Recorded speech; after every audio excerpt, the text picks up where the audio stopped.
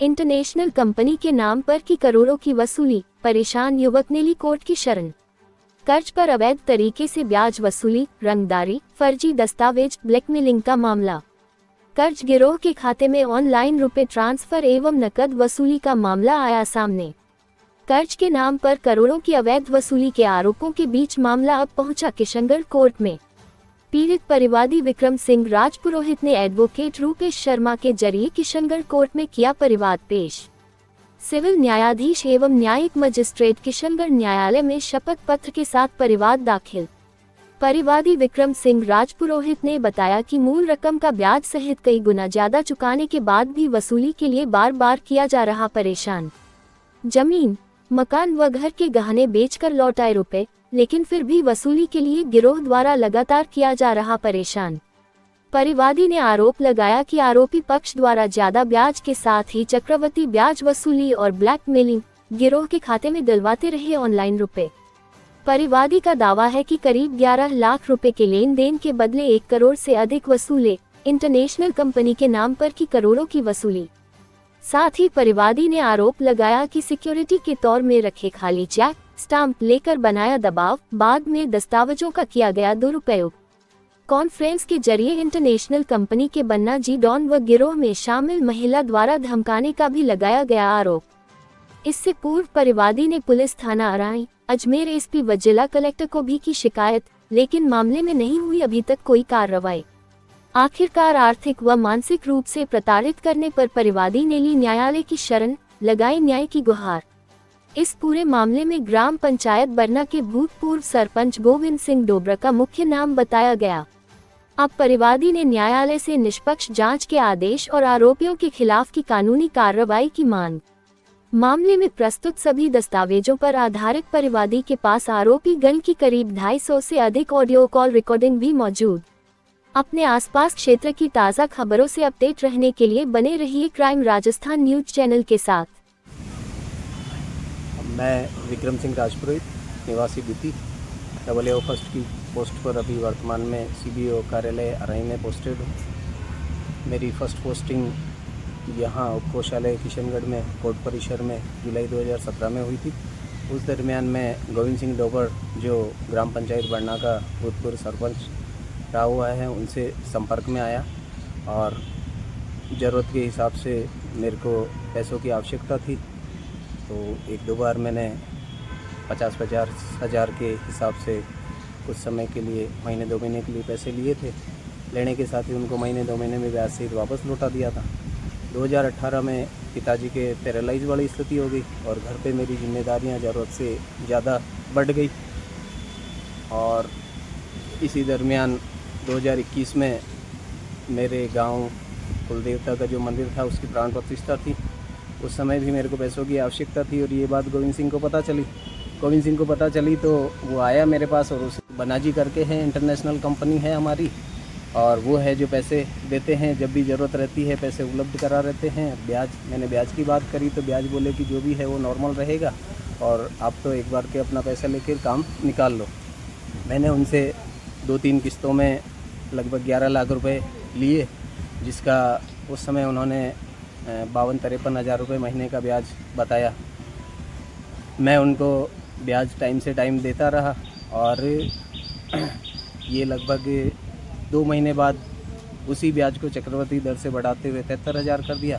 फिर कुछ समय बाद 1,43,000 कर दिया, फिर 1,73,000 कर दिया और उसके बाद बिना बताए, जबकि मैंने कह दिया था कि ये ब्याज ज़रूरत से ज़्यादा है और आप इन पैसों को जमा करके मेरे को है जो फ्री करो, लेकिन उसको हर साल है जो बढ़ा देते थे कि 2 जनवरी 2022 है इसकी जमा कराने की डेट, उससे पहले भी जमा कराओगे तो भी आपको इतने टाइम का ब्याज जमा कराना पड़ेगा।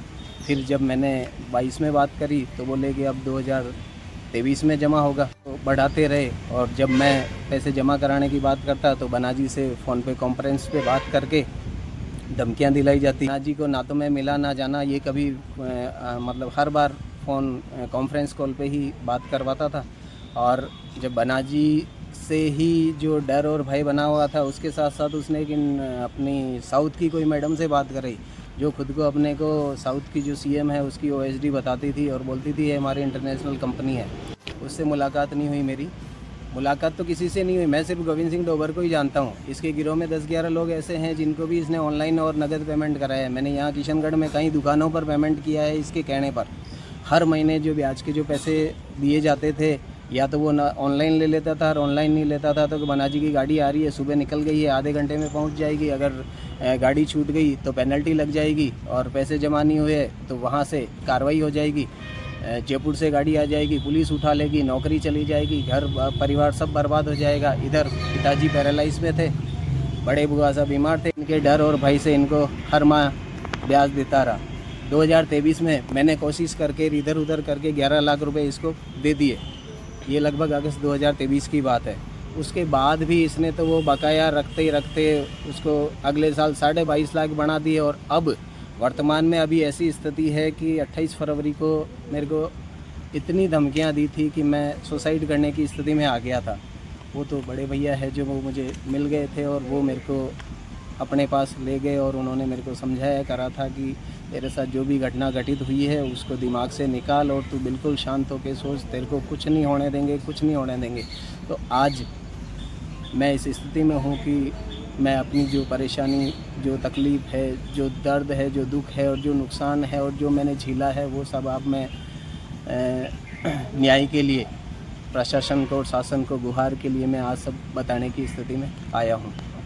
इसी के साथ गोविंद सिंह डोबर जो है वो मेरे को जो मेरे जो चेक थे उसके पास 17 से अधिक मेरे चेक, हस्ताक्षरित चेक है, मैंने गोविंद सिंह डोबर को ही दिए थे। उसने मेरे को डरा धमका के, उसके साथ साथ उसने 100 रुपये का खाली स्टाम्प भी शपथ पत्र के नाम पर लिया है, उसकी भी फ़ोटोकॉपी है मेरे पास, उन सभी चेकों की भी फ़ोटोकॉपी है। उनमें से 2 चेक उसने अभी जब मेरा फ़ोन बंद हो गया था और मैंने उसको पैसे देना बंद कर दिया था, तो ललित किशोर शर्मा के नाम से 2 चेक मेरे खाते में लगाए, उनको बाउंस कराए, बाउंस करा के मेरे को लीगल नोटिस भेजा। लीगल नोटिस भेजने का मेरे को तो यही रीज़न लगा कि वो मेरे को और ब्लैकमेल, क्योंकि मैं 30 मार्च 2026 को मेरे साथ जो घटना घटित हुई थी, जो परेशानी, जो तकलीफ़ हुई थी, जो ये हैरेसमेंट चल रहा था, उसकी शिकायत मैं श्रीमान एसपी महोदय, श्रीमान कलेक्टर महोदय अजमेर को, और यहाँ तक कि मैंने संपर्क पोर्टल पर भी अपनी शिकायत डाल दी थी। तो उसी का दबाव बढ़ाने के लिए मेरे 2 चेक है जो को उसमें बैंक में लगा के बाउंस कराए गए। बाउंस कराने के साथ ही मेरे को लीगल नोटिस दिया गया ताकि मेरे को और भी ब्लैकमेल किया जा सके और हड़पा जा सके। यहाँ तक कि मेरे को मेरी नौकरी खाने का, मेरी नौकरी से हटने का, जाने का मेरे को दबाव। गोविंद सिंह डोबर, उस बनाजी और उस मैडम जी की धमकियाँ ऐसी रहती थी कि अगर ये पैसे दिए नहीं टाइम पे तो 24 घंटे में पुलिस कार्रवाई हो जाएगी, तुम्हारे माता पिता को उठा लिया जाएगा, तुम्हें उठा लिया जाएगा, तुम्हारी नौकरी चली जाएगी, तुम्हारी बर्बादी शुरू हो जाएगी। और मैं अपनी जिम्मेदारियों और परेशानियों से इतना दबा हुआ था कि इसका हैरेसमेंट झेलते झेलते आज इस स्थिति में आ गया कि मेरे पास कुछ भी नहीं बचा। मैंने अपना मकान बेच दिया, मैंने अपनी ज़मीन तक बेच दी, मैंने अपने घर से गहने जो थे वो सब गिरवी रख के इधर उधर, और उनमें से भी अधिकांश बेच के, यहाँ तक कि मेरी सैलरी पे जो मैं लोन ले सकता था वो सब लोन उठा के मैंने इसको आज करोड़ों रुपए दे दिए। जबकि वो 11 लाख जो मैंने इससे लिए थे वो भी मैं उसको 2023 में लौटा चुका था।